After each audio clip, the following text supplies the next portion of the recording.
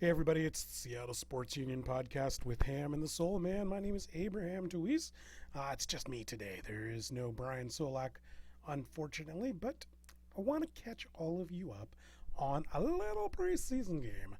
That third preseason game with the Seattle Seahawks versus the Chargers. We're also going to take a quick look at the Tampa Bay Buccaneers, who is an opponent of our Seahawks later in the season. Also going to take a look at Arizona State because we like to go around the Pac-12. I got a few thoughts on the Sounders and the Mariners while we're at it. Guys, let's get started. Okay, just my quick thoughts with last night's Seahawks versus Chargers game. What did I love about it? I love that the Seahawks racked up 225 yards on offense in the first half. That's 100 passing and 125 rushing. That is that great 50-50 split that we've seen from Brian Schottenheimer's offense. I know it drives a lot of you nuts out there. They run too much. You got the highest paid quarterback.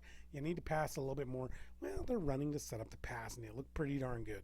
I know a lot of others out there are probably a little concerned that they're not getting the best defensive effort from the Chargers, as 14 players, both on on the Chargers team, did not play, including, I believe it was 7 on their defense.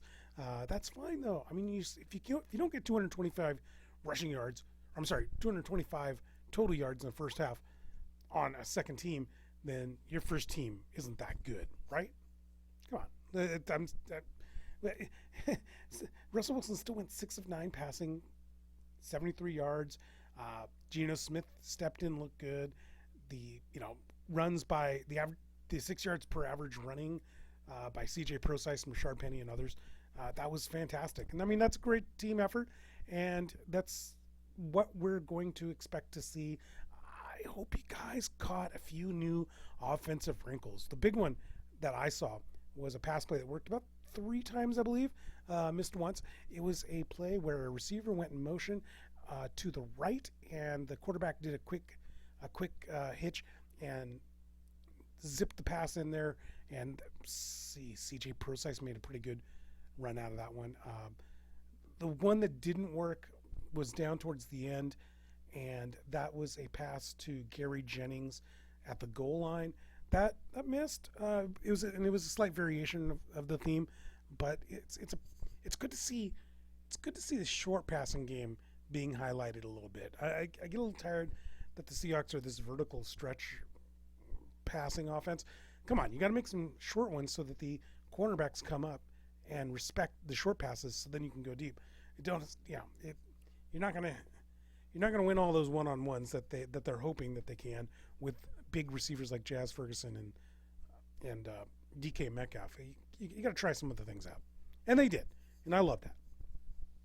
I was talking about C.J. Prosise. His preseason debut was pretty darn cool. He ran 5 times, but it was for 32 yards, and he also got a touchdown. And he caught that one passing play that I was talking about earlier for 15 yards. Prosise has A+ speed and probably a D- health.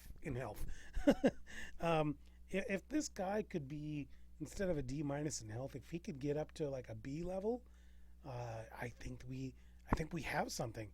Should the Seahawks give him a spot on the roster is the question. If you do, you're looking at you carrying more running backs than you need. Probably 5. I think the Seahawks are hoping to only carry 4 running backs. That'd be Chris Carson. That would be Rashard Penny. That would be either C.J. Prosise or J.D. McKessick. I really don't see Travis Homer or Xavier Hunter making the team. And they're going to carry that fullback, Belmore. I worry, though, if you carry Prosise, you kind of almost have to keep McKissick as well as a 5th running back just in case Prosise goes down. I don't know if they have the roster spots for that. I don't know if they can keep Prosise. Maybe you have to trade him. Maybe you can have a really great game on Thursday against the Raiders and get something like a 6th round pick or something to that effect. John Ursula looked really good all week long, actually the last couple of weeks. He's been referred to as the next Doug Baldwin. I don't know. That's kind of lofty. I don't know if that's fair to give to a rookie, But, I mean, he had 2 catches for 52 yards. He now has 4 receptions in 3 games for 100 yards. And that's with a 25-yard average. Who out there has a 25-yard average? And this is a guy who's a 7th rounder out of Hawaii. But he shows that he can get open. He can make people miss. And with David Moore out due to shoulder injury, Ursula might be your 3rd receiver. Yeah, this guy could be essentially a starter in his rookie season. 7th round pick. Fascinating. Keep watching this guy. I was not super happy with the following guys. Defense, Barkevius Mingo. On offense, Gary Jennings and Jazz Ferguson. Jazz Ferguson didn't even get a target. And after that outstanding 4-catch game against the Broncos, he's been relatively quiet. And Gary Jennings, he did get 1 catch, but he had this silly crackback block. We can argue about whether the crackback block should be legal or illegal or whatnot, but the point is it's illegal right now, and he had a block that cost him 15 yards. That kind of mental breakdown is not good, and Pete Carroll does not he's not going to look kindly upon that if you're not producing elsewhere. And so far he only has the 1 reception for 12 yards. He had 3 targets, so they are trying to give him the ball. Last week he played, I want to say, about 22 snaps. Same this week in the 20s. The opportunities are there. He's not going out and grabbing them. That's a problem because he was a drafted pick. He's a 4th round pick. And Jazz Ferguson, one thing you could say about him, well, he's an undrafted free agent. Maybe he's just not good enough. But, I mean, Gary Jennings is good enough. I've seen the tape of him at West Virginia, and the guy looks really good, but I don't see it here at this level. And maybe that's what he is. Maybe he's just not NFL level. Maybe he's just, college level. And that happens to players. Barkevius Mingo did not give us the pass rush that I thought we should have got out of him, and that's a bit of a bummer. The guy was a former 1st-round pick, and obviously when he came to Seattle, he didn't fall into that Sam linebacker role very well. And so they're trying him at the Leo position, which is basically a hybrid defensive end in a 4-3. It makes it almost like a 3-4 defense, but he isn't doing the job there. Part of it is just his size. He's not big. When you look at somebody like Bruce Irvin, he was the prototype as far as a physical guy. Big, tall, fast. Mingo's fast, all right. And maybe he can stick on because he could possibly be the backup Leo position, but I'd rather see someone else, maybe a Jacob Martin, win that spot. I want to go back to running back for just a quick second here. I threw down in my notes that Rashard Penny, what do we do with him? You almost have to keep him because he's a 1st-round pick a year ago. And maybe you can write off last year to injury. He had a hand injury because when he came back from that injury, he did get 4.9 yards per carry, which is really doggone good in the NFL level. But what have we seen this preseason? Nothing. It's been bad. 8 carries. What was it the week before? He had -2 yards on 5 carries. And then if you look at the preseason whole, it's 1.1 yards. Here it is, 1.1 yards per carry on 12 attempts. Ooh, not good. And then he had 27 yards on 9 carries, I believe it was. No, fewer than that. It was something like 7 carries. But he had 27 yards. But, when you look at Procise and him getting 32 yards on just 5 carries, Procise looks like the better NFL back, again, when he's healthy. All right, guys, that's preseason. It was fun to watch. I mean, we got to see more of the starters. I was looking hard when I was writing up my Rook report. I do a rookie report every week during preseason for the last 4 years now, and you can check it out on SeattleSportsUnion.com. I was looking for a few guys like Cody Barton. We didn't get as much of him, partially because the starters, KJ Wright, et al. Michael Kendricks, they were getting more play, so Cody Barton had a much smaller role. But he looked good. he looked like he was, second half when he was in there, he was manipulating the defense and taking leadership role, which is really good. He's going to make the team, no doubt. I also looked at Ugo Amadi, the defensive back.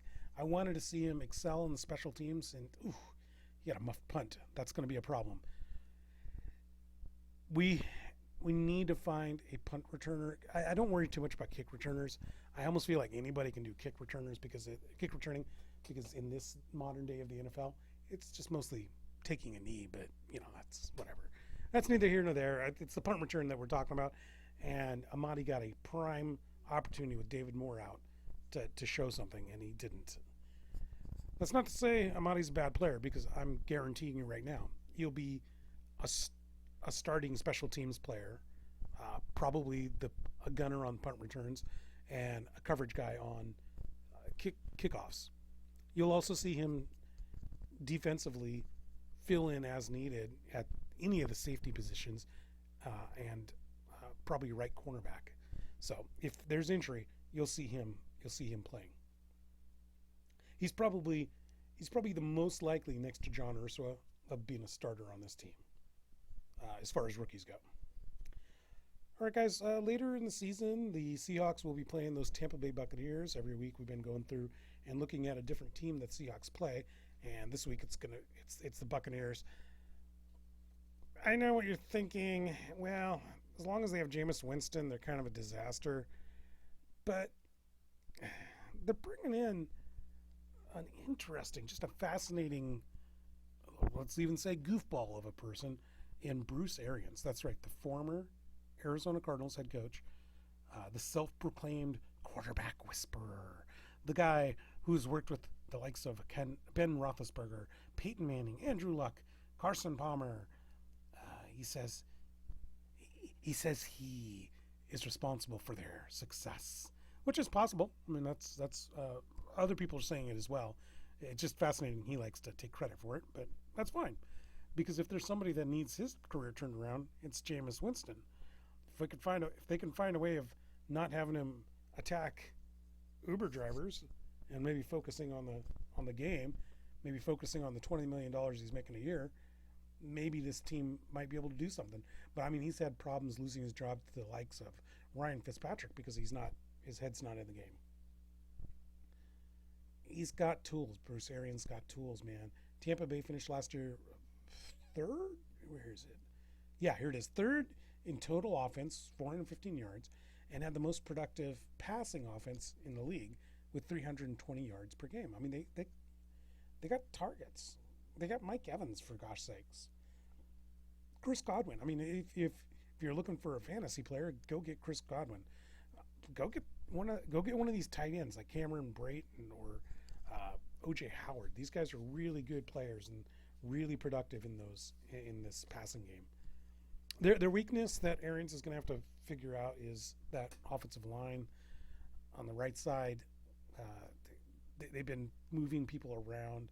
I believe it's Chris Bennock is his name, that they moved to right tackle, and DeMar Dotson. They moved Bennock over to back up DeMar Dotson. These guys aren't household names. I mean, and it's hard to remember anybody's offensive line, but these are names that they're not Pro Bowlers, guys. This is not an amazing offensive line. They do the job in the pass. They need to do a better job on the run, and Arians needs to help out Jameis Winston getting rid of the ball faster, because sometimes he's prone to doing that. We all know that, right? As Russell Wilson fans, about holding on to the ball too long. You do that too much, and you're opening yourself up to getting hit. Bruce Arians is bringing in. Try to remember this name. Go back in your memory banks. He's bringing in a guy by the name of Byron Leftwich. That's right, former Jacksonville Jaguar, Byron Leftwich, as his offensive coordinator. He's going to basically be a protege. I mean, he's in his 30s, Leftwich is, so he's really young, and he'll be the play caller. Arians will kind of be the de facto offensive coordinator, but he's going to be teaching Byron Leftwich the ropes and making him one of his disciples, basically. one of the great things is that for Arians is he's got an offensive coordinator who's going to do what he says, and then he's also bringing a defensive coordinator, former defensive coordinator for the Cardinals, and former New York Jets head coach Todd Bowles. That's somebody that he had and trusts explicitly in on the defensive side of the ball to take control and take charge. Todd Bowles was the one that put together that tough Arizona defense that took him to the Super Bowl and gave the Seahawks headaches. 4-3 defense. He's a 4-3 defensive guy. That old zone blitz of Pittsburgh, just flows through his veins. And he's going to come in here and take that philosophy and implement it into the Buccaneers, making some of the fans kind of upset because what do the Buccaneers run? What have they run as far as the defense for the last, 20 years maybe? It's that Tampa 2. That's right. It's a 4-3 defense with two high safeties. And that Tampa 2 defense is going to have to get scrapped because Todd Bowles does not run that. He runs his own style. We'll see how that works out. There's maybe a need just to clean house because that defense allowed 29 points per game. So, losing the likes of Gerald McCoy, maybe that's not a big deal. If Jason Pierre-Paul can't make the adjustment, maybe it's no big deal. You gotta bring in some new blood, and they do that. I mean, they brought in former UW Husky Vita Vea from last year. He was injured for most of the season, but he finished with 3 sacks and 4 quarterback hits in the final 7 games of the season. So maybe they've got their new Gerald McCoy in the former Husky. But something needs to be done. Something needs to be done because they gave up 29 points per game last season, and that's not going to do any good. 29 points per season. I'm surprised they won any games last year, by the way. They added who's that Tiger? Devin White, the linebacker from the LSU Tigers. They got him in the 5th pick in the first round, and he's going to be their prototype. But they're going to need a lot more pieces. They brought in Ndamukong Suh. He'll be like a one year guy, but I don't see him anything as other than a guy just to pair with Vita Vea to take up space. The Buccaneers have a couple cornerbacks that are decent in Vernon Hargreaves and Carlton Davis, but I mean these aren't guys that make you forget about the likes of Richard Sherman, right? I mean these are not household names. They're okay. They're gonna have to learn how to play man to man. We'll see how that goes. I think this might be a team that's gonna have to outscore opponents, but they got to find a way. Todd Bowles has to find a way to get that 29 points per game down quite a bit. Schedule's not going to do them any favors. I'm looking at the Bucs schedule right here. From September 22nd to November 10th, they have no home games. Let me go over that again. September 22nd, the entire month of October, all the way to November 10th, they have 0 home games. That gives you the willies, doesn't it? How did that happen? Well, looks like they got a game in London. Then they have, these are not good either. Check this out. This 6-game stretch has a game in London against the Panthers. Okay, fine. You can do one long one. Everybody does it. But then they take West Coast trips to Seattle and Los Angeles. That's 20. It's going to be like 20,000, 30,000 miles that they're going to log. I don't know. It's somewhere in there. My math's not that great. But it's going to be a lot of time on the airplane. That's never a happy experience. Being Seattle fans, we know that our teams usually have to travel more than anybody else. So, maybe it's somebody else's turn. I'm looking at their conference, and we've covered the Saints and we've covered the Falcons. I've called the Saints probably the best team in the NFC, and I call the Falcons the bounce back team of the year. This is a rebuild. As much as Bruce Arians calls it a reload, it's a rebuild.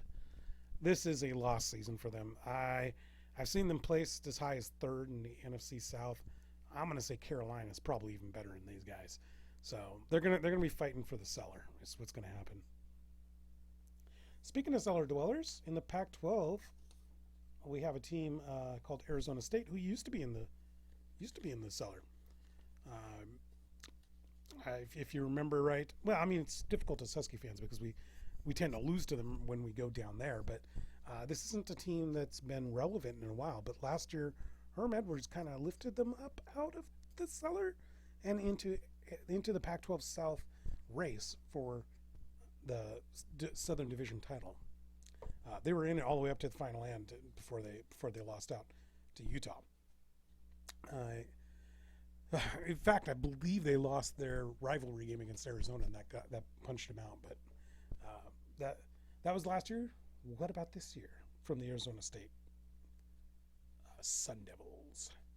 Well, they probably got one of the best running backs in the Pac-12, if not the nation. Eno Benjamin is going to be behind a really experienced offensive line, and he's going to try to break his own single-season rushing record last year. He set the team record, something to the effect of 1,600 yards. By the way, the Sun Devils were the only Power 5 program to have a 1,500-yard rusher.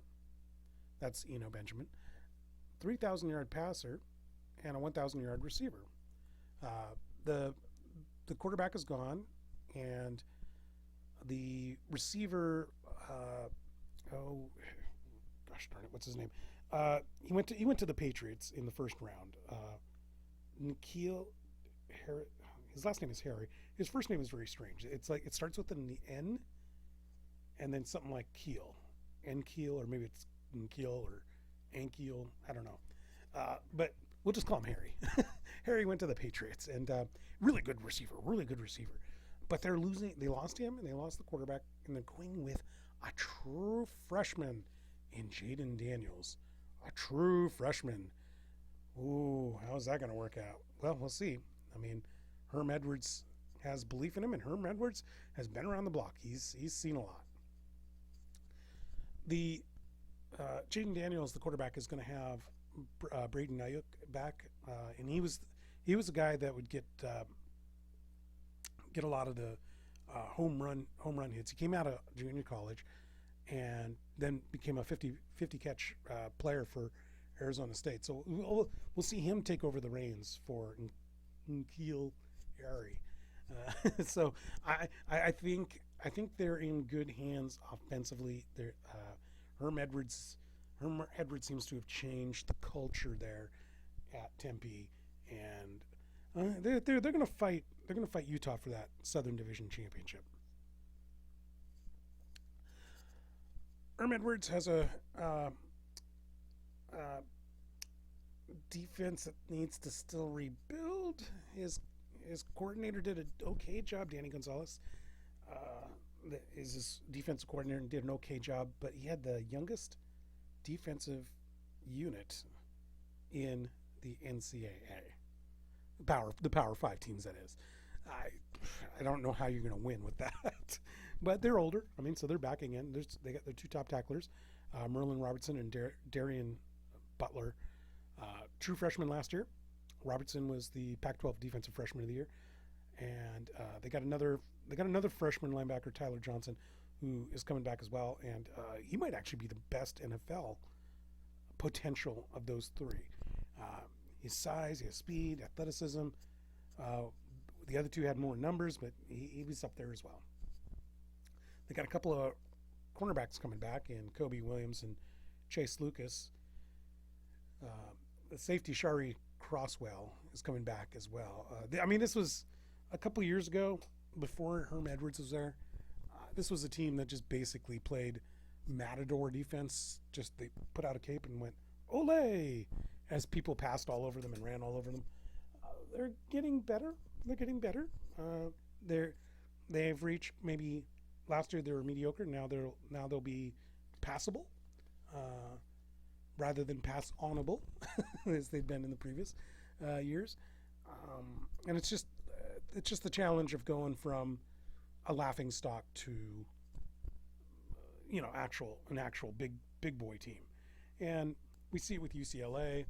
You gotta struggle that first year. This next year, and I'm calling this on Arizona State. They're going to win 7 games this year, maybe 8, but they're not gonna go like 3-9. Okay, so they're on the road back.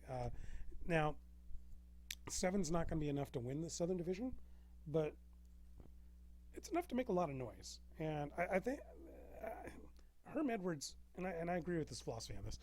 He's telling his players, we're challenging Utah, and I think they will. I think in those big games they will give people the heebie-jeebies and get a lot of heads turning. But there's still things they need. They still need some better defensive line play. They're going to need just depth all across the board, and that takes a couple of years. But like I said, I think they're close. They're close to competing. All right, guys. I just want to take a quick look at the Sounders and the Mariners. What a great weekend for sports. I mean, we had the Seahawks. We're getting closer to college football. Well, actually, we did have college football. We had the Wildcats of Arizona against Hawaii on Saturday night. And then also we had Miami, Florida. I didn't watch the whole Miami, Florida. It looked sloppy. I didn't like the level of play. And the Seahawks were on, so forget that. But Friday night we had the Sounders, and that was a rivalry game. They call it the Heineken Rivalry Week. Oh, shut up, MLS. It's there's only one rivalry, and you don't need to have your stupid Heineken, which isn't even very good beer, sponsoring it. Rivalries don't need sponsorship, okay? But this is the biggest one in all of MLS, in all of North American soccer, I would say. And that's the Seattle Sounders versus the Portland Timbers. The winner of this game turned out to beat the Sounders. Spoiler alert, 2-1. And the winner of the game, the Sounders, would earn the Cascadia Cup. Cascadia Cup, of course, is a fan-made award to either the Whitecaps of Vancouver, the Timbers, or the Seattle Sounders. Every year, that's awarded to the team of the three that wins in head-to-head competition against each other. And for the second year in a row, that is the Seattle Sounders. It was created in 2004, and then when all these teams were in the minor leagues, NASL or Division II. I don't know what the minor leagues are called in soccer, but it was when they were down there in the minor leagues, and they've been collecting the stats ever since then, and I believe Vancouver has the most, and Seattle's number 2. So we're on the rise. We're going to try to catch up with those evil Vancouver Whitecaps. This is the 6th time that Sounders have won it, and they're going for, I believe, 9, which is what the count that the Whitecaps have. It was just kind of an interesting game. Neither team's fan base did any chanting, and they're protesting some policies by the MLS. I'm not a super political guy, so I'm not really going to go into it. But it was just an odd experience, and I thought it was worth. It was something that I was texting my friends about, like, this is weird. Neither the Sounders supporters or the Timbers Army are chanting. They eventually did after the 33rd minute, and they got back into the flow of it. But it was just a fascinating scene for that first half hour or so. But Christian Roldan would score, and maybe the Sounders supporters weren't chanting the whole time, but they definitely had something to cheer about. And that this win over the Timbers give has now broken this funk that the Sounders have been mired in.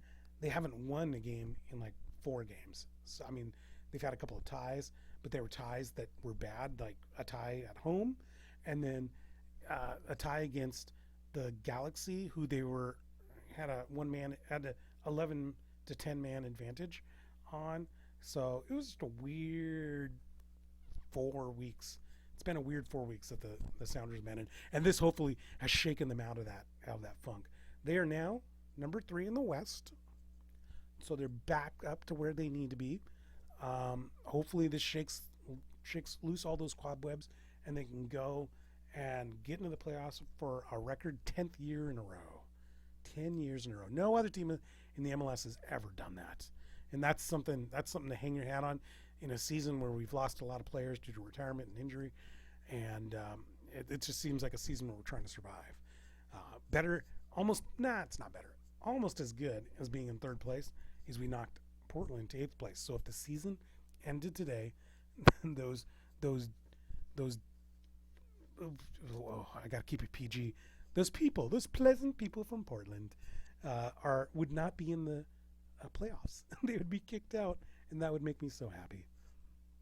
All right, guys, I've got a couple minutes left. I just want to talk about the Mariners Blue Jays series this last weekend. I know it's Mariners. It's not a great thing to have to speak about or talk about, but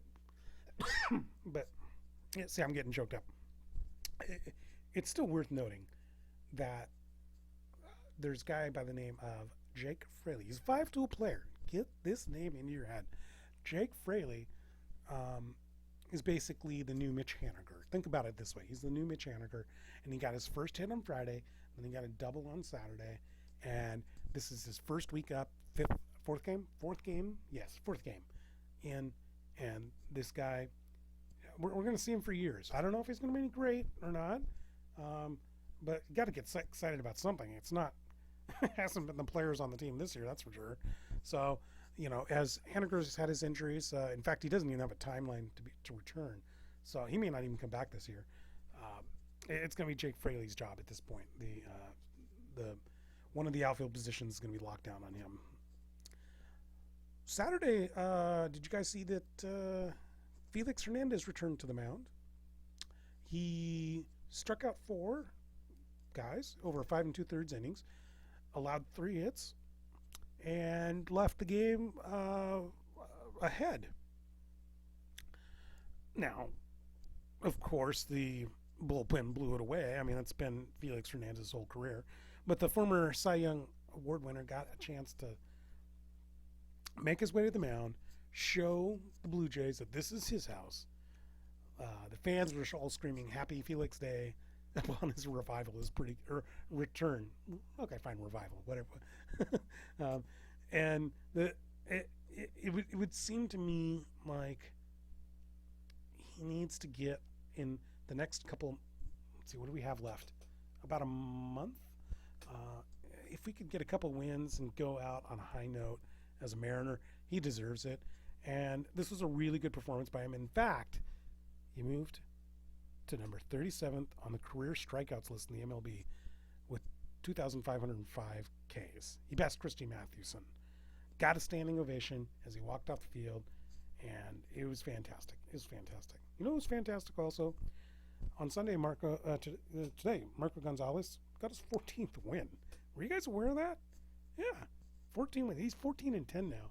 And I know there's going to be guys like out there like Matthew Page who just sulks about, oh, Marco's just average. 14 wins on a miserable, pathetic team. You put Marco on a good team like the Yankees or the Dodgers, how many wins does he have then? Seriously, how many? Well, Matthew's not here to defend himself, but if he were here, he would go, oh, I don't know. So that's a pretty darn good Matthew Page impression. And if Solack were here, the soul man himself, he would be a little more articulate. He would say, I don't know. But, this proves to me that I'm right and they're wrong, that Marco Gonzalez is a pretty darn good player. I never said he's an ace. I never said that. But he's a 2 or a 3, right? Come on, guys. Also, one last thing gotta bring up here. Whoops, what is that? Ooh, I gotta run pretty soon here. I did like the black and white uniforms. I know a lot of people hated them. My dad hates them. A lot of traditionalists hate them. I thought they were great. Keep doing that kind of thing, MLB. That was fantastic.